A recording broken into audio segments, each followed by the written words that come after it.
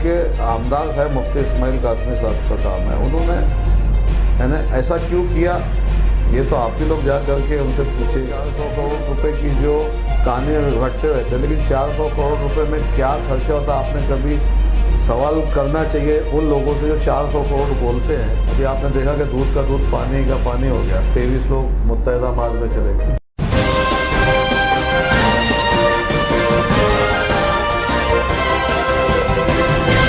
मानव समाचार, मानवता के हक में। स्वागत है दोस्तों मानव समाचार में एक मरतबा फिर से आप सभी का।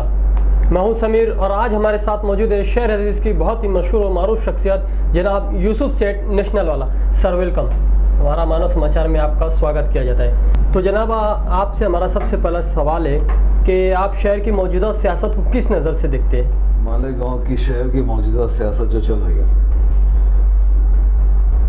तो इसमें जो आवाम का रुझान है, आवाम जिस रुझान पर शहर को जानती है पहचानती है, उस रुझान के ज़रिए से मैं आपको बताना चाहता हूँ कि आवाम क्या चाह रही है। हमारे चाहने से नहीं चाहने से कुछ होता नहीं। आवाम जो चाहती है, क्योंकि आवामी जो है वो राजा बनाती है, वो प्रजा है, प्रजा है तो राजा है। तो आवाम को बेहद शहर में तकलीफ है, शहर को ले करके। और हम लोगों को भी हम लोग भी जो देख रहे हैं शहर को, कि शहर वाकई एक जो भी वादे वही शहर के अंदर इलेक्शन आते हैं, इलेक्शन के अंदर जो भी इलेक्शन के मौज़ूआत बनते हैं, विषय बनते हैं, उसके ऊपर एक भी आप जो काम देखोगे तो शहर में उस काम नहीं किया जाता। जैसे दरेगांव से मौसम पुल वाला रोड, उसके ऊपर पूरा इलेक्शन हुआ जी, और इलेक्शन होने के बाद आज साल भर से उस रोड की क्या पोजीशन है ये तो आप भी बेहतर जानते हैं। जी बिल्कुल, हाँ हम भी जानते हैं। इसलिए शहर जो है, शहर अपने आप को एक यतीम समझ रहा है। जी, उसी आगरा रोड की बात की आपने तो याद आया कि वहाँ पर जो है पार्किंग जोन को लेकर काफ़ी हंगामा था पिछले दिनों, धरने भी दिए गए, आंदोलन किए गए। लेकिन हम जानना चाहते हैं, हमारे दर्शकों को बताएं कि कभी अपने शहर में पार्किंग जोन के लिए कोई जगह तय हुई थी क्या? देखो, बुजुर्ग रहनुमा निहाल अहमद साहब जब पहले महापौर बने जी, उन्होंने शहर में एक रिजर्वेशन डाला। उस वक्त काफ़ी ज़मीनें उस वक्त रिजर्वेशन में गई शहर की, जो शहर की नाक कहलाने वाली ज़मीनें जो है उन्होंने रिजर्वेशन में डाला। और पूरा शहर जानता है कि रिजर्वेशन में ज़मीन जाने के बाद ज़मीन मालकान को कॉरपोरेशन ने और गवर्नमेंट ने पैसा देना चाहिए। रिजर्वेशन हो गया, पेपर पे आपने रिजर्वेशन कर लिया, इसका मतलब ही नहीं कि कॉरपोरेशन की मालकी आपकी हो गई। रिजर्वेशन डाल दिया गया, ये ज़मीन है इसको डाल दो, वो ज़मीन है उसको डाल दो, ऐसा करके रिजर्वेशन डाल दिया गया जी। अब उसका जो भी प्रपोजल कॉरपोरेशन ने बनाई, जैसे पार्किंग जोन, ये जोन, वो जोन, ट्रक टर्मिनल, जो भी है, लेकिन सामने वाले जो मालक को जमीन का पैसा देना चाहिए, वो पैसा कहाँ मिला? आज 20-20 साल हो गए जमीनों को रिजर्वेशन किए हुए, पार्किंग जोन बनाए हुए, तो कहाँ पैसा कहाँ मिला? लोगों ने उस जमीनों को हाईकोर्ट से छुड़ा लिया और कॉरपोरेशन ने भी ठहराव में लोगों को ये लिख करके दिया कि जमीनें जो है हमारे पास पैसा नहीं है, इसलिए हम जमीनों का पैसा दे नहीं सकते। तो ऐसी जमीनें जिसका मालक, जैसे मेरी कोई जमीन हो सकती है, आपकी कोई जमीन हो सकती है, कॉरपोरेशन ने आपकी मेरी जमीन रिजर्वेशन डाल दिया, पैसा ही देगा तो मालक कौन उसका? मालक तो मैं है ना, आप है ना जी। तो पैसा देंगे तो जमीन कॉरपोरेशन की, और जो कॉरपोरेशन ने जो ठहराव किया है पार्किंग जोन का, इसका जोन का, उसका जोन, तो जमीन उसके लिए काम आना चाहिए। पैसा दिया तो कहाँ से जाएगी जमीन? जी, तो धरने आंदोलन से भी बात याद आई कि हर कोई धरने आंदोलन करता है, आवाज़ उठाता है, लेकिन उसका असर नहीं दिखाई देता है। एक्चुअली धरने आंदोलन का जो मसला है शहर के अंदर, आजकल आपने देखे कि जो काम करने वाले लोग जो है वो बहुत कम हो चुके हैं। और फोटो, अब एक मेमोरेंडम देना है, अभी लीडर इतने हो गए शहर में, हमको खुद नहीं समझ में आता है कौन कौन सी पार्टी का लीडर है, कौन क्या कर रहा है। बस एक लेटर जा कर के एक फ़ोटो खिंचाना है, एक सेल्फी लेना है, बस वो काम हो जाता, वो धरना करना हो जाता। अब एक मामूली सी मिसाल मैं आपको दूंगा, जैसे कि ये शॉपिंग सेंटर का ही जो मसला था, अभी जो लॉकडाउन में जो टाइम 7 से 7 जो किया था, जी जी, हमने भुजबल साहब को खामोशी से एक लेटर दिया, पेपर में भी उसकी न्यूज़ आई थी। हमारे जो प्रदेश अध्यक्ष हमारी मीटिंग में हमने जयंत पाटिल साहब को भी कहा, और उसके ऊपर अमल आवारी, जब देखते हैं कुछ लोग कि काम होने वाला रहता है उसके ऊपर खुद ही मार देते जी। तो ये जो बातें हैं ये अच्छी नहीं है, और सियासत में एक पॉजिटिव तरीके का काम होना चाहिए जो हमारे शहर में नहीं होता, और शहरों की बनस्पत। जी। शॉपिंग सेंटर्स के मुतालिक बात कही, शहर में जो है गैर कानूनी गालों में इजाफा हो रहा है, इस पर आप क्या कहना चाहेंगे? गैर कानूनी जो शॉपिंग सेंटर है, जैसा कि जो ज़मीन एने हो गई है, अगर कारपोरेशन की ज़मीन है ओपन स्पेस में, जैसे आप बात करोगे ओपन स्पेस की जो वहाँ पर चल रहा है, ओपन स्पेस का मैं आपको कानून बता देता, एक सुप्रीम कोर्ट का एक अमेंडमेंट है कि ज़मीन के अंदर कारपोरेशन या नगर पालिका में जो ज़मीन ओपन स्पेस में है, हमारे यहाँ की कारपोरेशन का बावा निराला ही है, कानूनी निराला है। 2001 में जब कारपोरेशन बनी, और कारपोरेशन जब बनी थी हमारे साथ औरंगाबाद, धुलिया, भिवंडी, यहाँ पर जो ज़मीन का लेआउट होता है, जो ज़मीन लेआउट होती है लीगल लेआउट, उसके अंदर 10% जो है ज़मीन जो है ओपन स्पेस में जाती है। कायदा है, गवर्नमेंट का कायदा है। लेकिन हमारा बाबा आलम निराला है मालेगांव कारपोरेशन का, इन्होंने क्या किया, 10% ओपन स्पेस, 15% एमेनिटीज। अब हमने हमारे दौर में जब हमारे महापौर बने, उस ज़माने में हमने उसको कानून से मंजूरी करवा के लाया, जो अभी अमेंडमेंट हुआ, अभी अमेंडमेंट हुआ उसका, कि कारपोरेशन जो है 10% ओपन स्पेस लेना चाहिए, 15% एमेनिटीज नहीं ले सकती। सुप्रीम कोर्ट का जो आदेश है उसमें यह है कि ओपन स्पेस जो है मालक का होगा। जैसे मेरी ज़मीन है 10 एकड़, उसमें से 1 एकड़ ओपन स्पेस में गया, तो ओपन स्पेस जो है मालक मैं ही होगा, उसके अंदर कारपोरेशन उसको अपने ताबे में नहीं लेगी। और ये कानून भी, एक्ट भी है, कारपोरेशन अपने उसमें नहीं लेगी, और वो किसी को किराए से देगी भी नहीं। अच्छा, ये भी एक कानून है। हमने इसके ऊपर कई ओपन स्पेस हमने रिलीज करवाया, और ऐसे ओपन स्पेस जो है जिसमें शॉपिंग सेंटर बन रहे हैं वो तो इलीगल है। ये तो कारपोरेशन का काम है। जब कारपोरेशन करोड़ों रुपया अतिक्रमण के ऊपर खर्च करती है, अतिक्रमण विभाग में, अतिक्रमण विभाग में गए, तो अतिक्रमण विभाग का काम है कि ऐसी जगहों पर जहाँ ओपन है, और कारपोरेशन भी इलीगल काम ना करे। कारपोरेशन के जो कमिश्नर है, जो आला ओहदेदारान है, उनको एक्ट पता है, और सुप्रीम कोर्ट की अमेंडमेंट भी मालूम है, कानून भी मालूम है, लेकिन क्यों ऐसा नहीं करते, उनमें उनका क्या फ़ायदा है?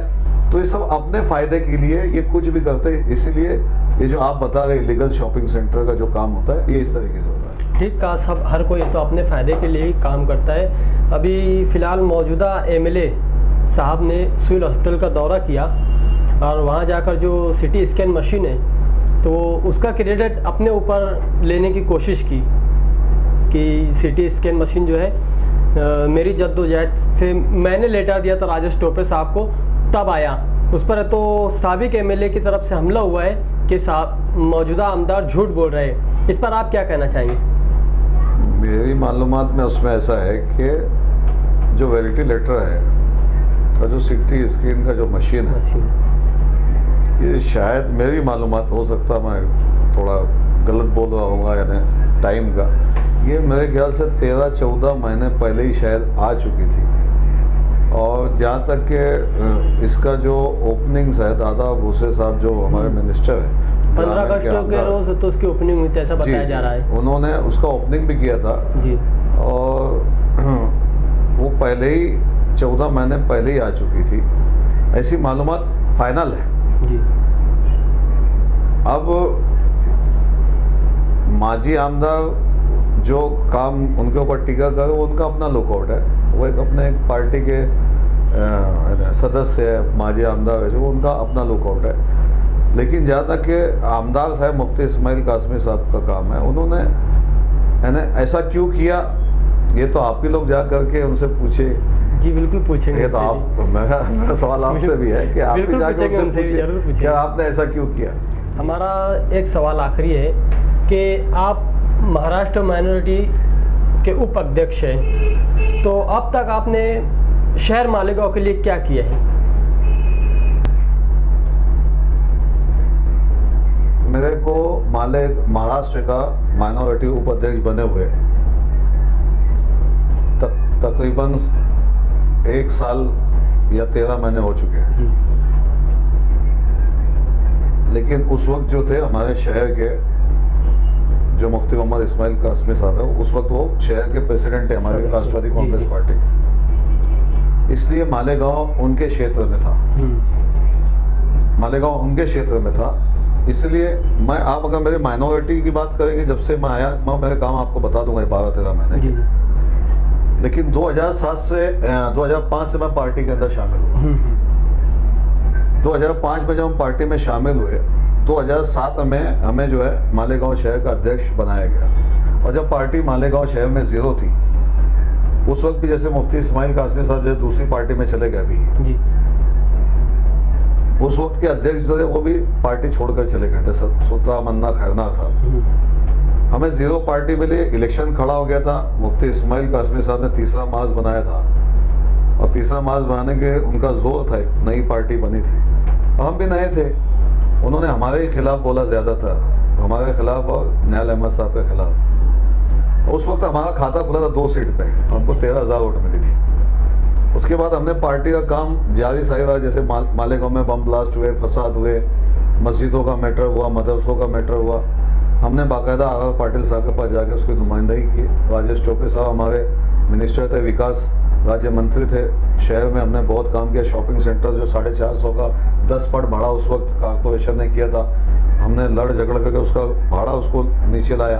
अनगिनत काम हमने किए। 2012 में फिर हमने हमारी 8 सीट लाई चुन के। न्याल अहमद साहब ये बोला करते थे आपकी एक भी सीट नहीं थी। मैंने साहब को एक तलखिया मिजाज में कहा था कि साहब आपकी अगर 4 आएंगी तो हमारी 8 आएगी। तो उस वक्त 12 में ऐसे ही हुआ कि जनता दल की 4 सीटें आई, हमारी 8 सीटें। जब मैं अध्यक्ष था, मुफ्ती इस्माइल कासमी साहब को अध्यक्ष पद हमने दिया, यूनुस ईसा साहब को अध्यक्ष पद हमने दिया, हमने कुर्बानी दी। हम शहर की तरक्की के लिए क्या काम किए है वो जानना। शहर की तरक्की के लिए अनगिनत काम, जैसे मैंने आपको बताया ना कि जी बिल्कुल। पिछली मरतबा आपसे पूछा गया था तो आपने ये कहा था जी, कि आपकी मेमोरी फुल हो जाएगी, मैं काम गिनाना चाहूँ तो। मेरे पास फाइल है मेरी पूरी जी। अभी हम राष्ट्रवादी कांग्रेस पार्टी के माइनॉरिटी के उपाध्यक्ष बनने के बाद जी हमारा जो काम हुआ है, कोविड लग गया, कोरोना लग जी जी। और हमने कोरोना काल के अंदर, वो तो हम बोलेंगे तो हमारी नेकी ज़ाय होगी, इसलिए मैं उस बात पे मैं वो बात नहीं बोल पाऊंगा कि हमने शहर में क्या किया, शहर के बाहर क्या किया। लेकिन हमने अनगिनत राशन किट हमने तकसीम किए। हमने ओपीडीज जो है मनमाड़, योला, लासलगांव, नासिक, वैजापुर, औरंगाबाद, धुलिया, निजामपुर, है ना, महाराष्ट्र के अंदर जिन जिन लोगों ने हमें आवाज़ दी जी, हमने वहाँ मेडिसिन, मेडिकल टीम हमने पहुँचाया। मंसूरा का काढ़ा लोगों ने डिमांड किया, मंसूरा काढ़ा को भी हमने वहाँ हमारे खुद के खर्चे से, हमारे एक्सपेंसेस से हमने पहुँचाया। और अभी जो आप देख रहे हैं, जैसा कि मालेगांव शहर में कमिश्नर को अजीत दादा पवार ने वहाँ बुलाया, जो रोड्स का जो मैटर है, आगा रोड्स के मैटर्स में हमने जाकर के बाकायदा कमिश्नर के खिलाफ हमने आवाज़ उठाई। हम किसी सियासी पार्टी के बारे में नहीं बोले, क्योंकि कमिश्नर इंचार्ज होता है यहाँ पर जी। रोड के मामले में हमने कहा, आपने देखा होगा कि रोड का काम अभी शुरू होने वाला है ना। ब्रिज का काम भी हमने, ब्रिज के काम में भी हमने नासिक के अंदर हमारे पालक मंत्री साहब भुजबल साहब को हमने कहा, अगर वो ब्रिज इलीगल है तो एक तो आप उसको तोड़ दिया जाए, या अगर वो लीगल है तो उसको मुकम्मल किया जाए। आपने देखा होगा कि अतिक्रमण बहुत बड़ा वहाँ पर निकला जी। और वहाँ पर काम शुरू हुआ, फिर बंद हो गया। अभी इसके बारे में हमने फिर उसकी इंक्वायरी लगाया, और आप देखिएगा कि बहुत जल्द उस पुल का भी काम शुरू होगा। लोगों को अनाज नहीं मिलता था, अनाज जो फ्री चावल जो लोगों के नहीं मिल रहे थे, वो चावल भुजबल साहब को बोल करके हमने तकसीम किया। और जिस तरीके से जैसे भी शॉपिंग सेंटर का जो 12 घंटे जो 7 से 7 का जो था मैटर, आपने देखा उसके अंदर 2 घंटे मजीद 9 बजे तक के टाइम हमने करवाया। तो ऐसे इलीगल्स काम कंस्ट्रक्शन शुरू है, एक बहुत बड़ा इलीगल कंस्ट्रक्शन चालू है, उसके बारे में हमने इंक्वायरी लगाई है कॉर्पोरेशन की। सारा हॉस्पिटल है, उसमें मालेगांव के कितने लोग ज़ेर इलाज हैं जी। आज कॉर्पोरेशन उस पर खर्च कर रही है। कॉर्पोरेशन, हमारा ये बोलना नहीं कि लोगों का इलाज वहाँ नहीं होना चाहिए, लेकिन आज कॉर्पोरेशन का माल मत्ते से उसका खर्च हो रहा है। तो उसमें मालेगांव शहरियान के कॉर्पोरेशन लिमिट एरिया के लोगों के ऊपर कितना एक्सपेंसेस हो रहा है। हाँ, और वो जो सारा हॉस्पिटल है वो इलीगल हॉस्पिटल था, उसको कैसे मान्यता दी गई, ये सारे बहुत सारे अभी देखो आप देखेंगे अभी बहुत ज़्यादा मैटर अभी निकलने वाले हैं। प्राइवेट हॉस्पिटल बंद थे, राजेश टोपे साहब को हमने रो दिया वहाँ पर, सिविल हॉस्पिटल को सक्षम करने की बात कही, ओपीडीज और प्राइवेट हॉस्पिटल चालू करने की बात कही, उसके ऊपर 2 दिन की मोहलत देने के बाद ओपीडीज मालेगांव शहर में आपने देखा कि वो शुरू हो गया। तो ये सारे काम जो है हम लोग खामोशी से बॉम्बे जाते रहते हैं, हम यहाँ बोल के हम लोग ना बहुत उबक गए। यहाँ पर यहाँ के जो टीम वर्क है, यहाँ पर एक IAS अधिकारी होना चाहिए जो जिसको समझे, मालेगांव समझे। आज लोग 400 करोड़ रुपए की जो कहानी रटते रहते हैं, लेकिन 400 करोड़ रुपए में क्या खर्चा होता है आपने कभी सवाल करना चाहिए उन लोगों से जो 400 करोड़ बोलते हैं। तो 400 करोड़ रुपए में पगार कितनी जाती कर्मचारी की? आज वो कर्मचारी जो पगार करोड़ों में ले रहा है, उसकी पेट्रोल डीजल के जो एक्सपेंसेस हो रहे हैं, हाँ, वो काम कर रहा है कि नहीं कर रहा? यहाँ है कि ऑफिसर काम नहीं कर रहे हैं। यहाँ पर एक पॉलिटिकल इशू हमारा शुरू होता है कि मैं कैसे मजबूत हूँ, मैं कैसे हूँ, हमारा शहर के ऊपर 400 करोड़ रुपए खर्च हो रहा है कि नहीं, कौन पूछेगा? तो ये अनगिनत काम जो है आपको भी देखने को मिलेंगे इंशाल्लाह। हम हमारी ड्यूटी जो है, शहर ने हमें एक नाम दिया है, अल्लाह ने इस शहर को हमारे लिए एक जरिया बनाया, हमारे वालिद साहब को, और हम माशाल्लाह इस शहर के लिए, इस शहर के विकास के लिए, इस शहर को बचाने के लिए हमेशा हम कमर बस्ता रहते हैं। ठीक है, हमारा पॉलिटिकल बेस किसी वजह से कमज़ोर हो जाता, हम किसी को बनाते वो भाग जाता पार्टी छोड़कर, ये अलग हमारा एक इमेज राष्ट्रवादी कांग्रेस पार्टी का है। आपने देखा होगा कि अभी जो 3 महीने से जो सदारत की दौड़ में जो लोग थे, जिन्होंने वंचित का काम किया, जिन्होंने MIM का काम किया, जिन्होंने जनता दल के लोगों का काम किया, आज वो अपने आप को राष्ट्रवादी के कारपोरेटर बताते हैं। अभी आपने देखा कि दूध का दूध पानी का पानी हो गया, 23 लोग मुत्तहिदा माज में चले गए जी। तो ये जो हरकतें हैं, ये जो हरकतें शहर वालों के मफाद के लिए नहीं है, ये सिर्फ अपने मफाद के लिए काम करते हैं। ना तो आज अगर शहर के मफाद की बात की जाए तो आज शहर हमारा जो है सिंगापुर हो जाना चाहिए था, लेकिन नहीं होता। ये बदकिस्मती हमारी कि हमारे जो लोग हैं वो इस तरफ तवज्जो देते हैं। मुत्तहिदा महाज की बात की आपने, तो इनका तो 5 साल का एग्रीमेंट है ना कि 5 साल तक ये मुत्तहिदा महाज के गठबंधन में रहेंगे। मुत्तहिदा महाज बनता ही नहीं था ना। अगर ये जो 4 लोग आज बोल रहे हमारे राष्ट्रवादी कांग्रेस पार्टी के हैं, तो ये अगर ये नहीं जाते तो मुत्तहिदा महाज बनता ही नहीं था। लेकिन ये एग्रीमेंट तो पहले ही हो गया था ना, इनकी परेड हो चुकी है इलेक्शन से पहले। क्या होता है, कानून है जी। एक पार्टी, हमारा सिंबल था घड़ियाल राष्ट्रवादी कांग्रेस पार्टी का, उसके ऊपर 19 लोग चुन गए उस सिंबल के ऊपर। ये पूरी के पूरी पार्टी जो सिंबल पे चुन गए, ये पूरे के पूरे जाकर के एक गठ बना, मुत्तहिदा महाज में चले गए। ये 19 के 19 लोगों की परेड हुई वहां पर डिविजनल कमिश्नर में, और जो 7 लोग जनता दल के सिंबल पे चुन गया है वो भी जाकर के उस गठ में शामिल हो गए। एक जो आजाद कप सासर पे चुन गया था वो भी जाकर शामिल हो गया। इस तरह की बात बार बार की जाती है कि ये दूसरी पार्टी में शामिल हो गया, दूसरी पार्टी में शामिल हो गया। इन पर कानूनी कार्रवाई क्यों नहीं हुई फिर अभी तक? कानूनी कार्रवाई इसलिए नहीं हुई कि ये जो एक सिंबल से चुन गया है, 19 के 19 एक सिंबल से चुन गया है, ये 19 के 19 एक गठ में शामिल हो गए जी। आप बात समझ रहे, शामिल हो गए उस गठ के अंदर। अब उस गठ के अंदर शामिल होने के बाद एक पार्टी बन गई कुल मिलाकर के, जनता दल के 7 लोग, राष्ट्रवादी कांग्रेस पार्टी के 19 लोग, और एक आजाद उम्मीदवार कपसासर से चुन गया था। ऐसे मिलाकर के 27 लोगों का एक गठ बना जी। और उसके सदर जो है मुफ्ती इस्माइल कासमी साहब बने जी। और इनकी सबकी परेड हुई डिविजनल कमिश्नर में। अब वो एक गठ बन गया और इनका नाम गेजेट हो गया। एक राजपत्र में जो गेजेट होता है उसमें वो गेजेट हो गया। अब इनको व्हिप किसकी चलेगी? आप पता की चलेगी, उस गठ का जो नेता है जी, उसकी चलने वाली है।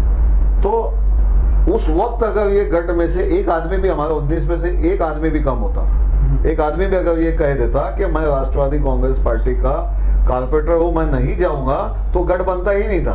अच्छा। नए कानून के हिसाब से हम, इसीलिए हमारी पार्टी को हमने जा करके बोला कि आप इनसे प्रतिज्ञा पत्र लीजिए और इनको डिविजनल कमिश्नर में शामिल कर दीजिए। जैसा कि एक कारपोरेटर साहब बोले थे मेरे पास 12 है, एक कारपोरेटर साहब बोले थे मेरे पास 8 है, एक कारपोरेटर साहब बोले थे मेरे पास 1 है।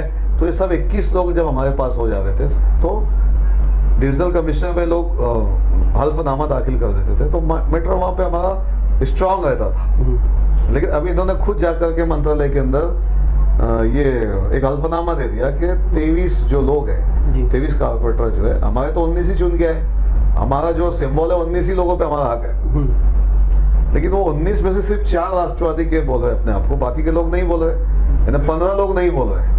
15 लोगों को मुत्तहिदा मास के हल्फनामा दे दिया। अब उसमें से निकलने के लिए 19 के 19 बाहर आना पड़ेगा, उस मास से निकलने के लिए, मुत्तहिदा मास से निकलने के लिए, या 2/3 निकलना पड़ेगा उस मुत्तहिदा मास को तोड़ने के लिए। तो ये है कानूनी बातें जी। उसके। तो जी, सवालों का ये सिलसिला हमारे मानव समाचार की एक तरतीब है कि यहाँ जो ऑडियंस बैठी हुई है वो भी कुछ सवालात करती है। तो अभी भी हमारे सामने ऑडियंस है, वो भी कुछ सवाल करना चाहती है आपसे। जी हाजी साहब, जैसे कि अभी आप एनसीपी के माइनॉरिटी के उपाध्यक्ष के पद पे पूरे महाराष्ट्र को देख रहे हैं, और मालेगांव एक माइनॉरिटी इलाका है। जिस तरीके से महाराष्ट्र में नंदुरबार आदिवासी के नाम पे अपना ज़िला डिक्लेयर कर लिया गया है, तो आज तक मालेगांव को माइनॉरिटी ज़िला घोषित नहीं कर पाई गवर्नमेंट। इसमें आप लोगों की क्या कोशिश रहेगी, जबकि आज आपकी पार्टी एनसीपी काफ़ी मजबूत पावर में है, तो आप लोगों की क्या कोशिश रहेगी मालेगांव माइनॉरिटी ज़िला बनाने की?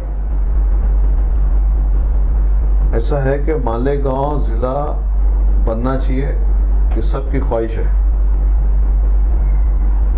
और कांग्रेस, राष्ट्रवादी कांग्रेस पार्टी के दौर में ये विषय मालेगांव के ताल्लुक से, ज़िला बनने के ताल्लुक से स्पीड पकड़ता है, तूल पकड़ता है। और मालेगांव ने ज़िला बनना चाहिए।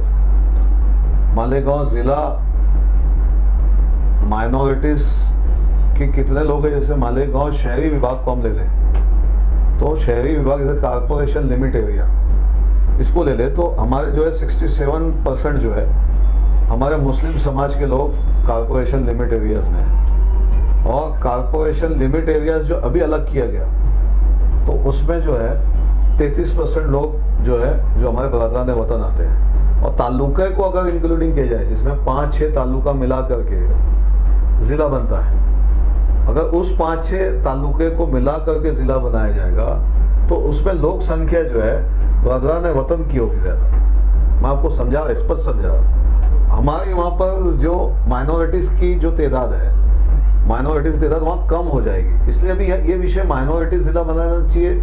आज नंदुरबार में आदिवासी समाज के लोग ज़्यादा है ना, धुलिया भी ज़िले में आदिवासी समाज के लोग ज़्यादा है। तो हमारा जो एरिया है, हमारे एरिया को अगर लेंगे तो बरादरान वतन की इसमें तादाद थोड़ी ज़्यादा आ जाएंगी। इसलिए यहाँ पर माइनॉरिटी ज़िला इसको नहीं बना पाएंगी गवर्नमेंट्स। लेकिन जहाँ तक के हमारा जो अभी कल हमारी एक मीटिंग हुई, उसमें हमने माइनॉरिटीज़ के ताल्लुक से हमने यही कहा कि मालेगांव को ज़िला बनाना चाहिए।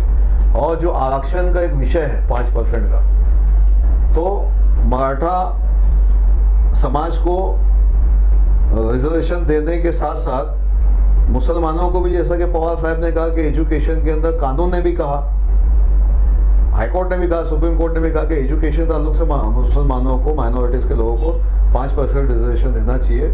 और उसमें कामकाज हमारी जो पार्टी कर रही है। और ज़िले के जो ताल्लुक से हमारी कल ही कॉन्फ्रेंस में, हमारी मीटिंग में हमने कहा कि मालेगांव को ज़िला बनाने के ताल्लुक से भी गौर करना चाहिए। और अभी बुध के रोज़ हमारी अजीत दादा पवार साहब के साथ एक मीटिंग माइनॉरिटी के ही ताल्लुक से होने वाली है। और हम ये विषय जो है, एक विषय ज़िले का है, और एक विषय, एक इतना गंभीर विषय है बच्चों के स्कॉलरशिप का, जो महाराष्ट्र के जो बच्चे स्कॉलरशिप का, सीसीआई के मजीद सिद्दीकी साहब और उनके जिम्मेदार हमारे पास आए थे। उसमें एक कानून बनना चाहिए और माइनॉरिटीज़ के लोगों को स्कॉलरशिप से मुस्तस्ना सेंट्रल गवर्नमेंट ने उसको निकाल दिया, उस विषय को। तो आज जो हमारे बच्चे हैं, बहुत बड़ा विषय है हमारे लिए, काम का एक इतना बड़ा विषय है कि हम उस विषय के ऊपर बुध के रोज़ हमने टाइम लिया शरद पवार साहब से भी, क्योंकि कानून बनाना है। और पार्लियामेंट में हमारे सुप्रीमो शरद पवार साहब ही इस काम को अंजाम देंगे।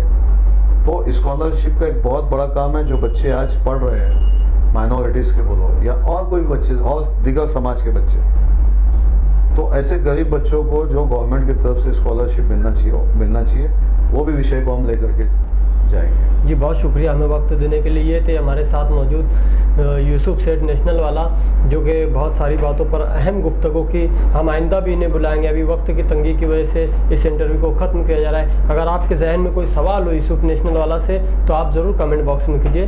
देखते रहिए मानव समाचार। मैं हूँ समीर, कैमरामैन अमजद यूसुफ के साथ।